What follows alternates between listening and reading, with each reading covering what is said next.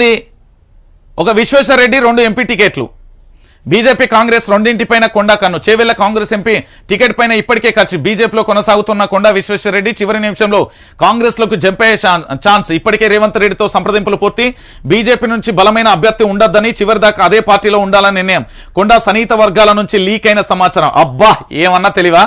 clean politics గురించి మాట్లాడే కొండా విశ్వేశ్వరరెడ్డి చేస్తున్న రాజకీయం ఇది మళ్ళీ కాంగ్రెస్ పంచన చేరేందుకు తహతహలాడుతున్నారు ఆయన ముహూర్తం కోసం వెయిట్ చేస్తున్నారాయన టైం రాగానే జంప్ అవ్వడమే తర్వాయి అన్నట్టుగా ఆయన వ్యవహార శైలి ఉంది మొదట బీఆర్ఎస్ అక్కడి నుంచి కాంగ్రెస్ అక్కడి నుంచి బీజేపీ అంటూ ముచ్చటగా 3 కండువలు కప్పుకున్న ఆయన ఇప్పుడు గుట్టు చప్పుడు కాకుండా తెర వెనుక పావులు కలుపుతున్నారు ఒక పక్క అస్తం పార్టీ అగ్రనేతలతో మంతనాలు సాగిస్తూనే మరో పక్కన కాషాయ పార్టీని నమ్మించి మోసం చేసేందుకు రెడీ అవుతున్నారనేది సమాచారం అంటూ కూడా చెప్పిన పరిస్థితి కనబడుతోంది వీళ్ళ స్వార్థ ఈయన చెప్పేటి అన్ని నీతులు ఈయన చేసేటి అన్ని లంగ పనులు అర్థమైందా ఇప్పటికైనా తెలుసుకోరి రాజకీయ నాయకుడు అనేది తమ స్వార్థ రాజకీయాల కోసం పనిచేస్తాడు తప్ప తెలంగాణ ప్రజల కోసం పనిచేయడు పనిచేసేటోళ్ళు బయటికి రారు ఆయన ఎవరో ఉండే ముఖ్యమంత్రుల మీద గెలిచిన ఆయన ఒక్కడు ఎక్కడన్నా టీవీలో అలా కనబడ్డా పనిచేసిండు అయిపోయింది ఒకటే పార్టీలో ఉన్నాడు అయిపోయింది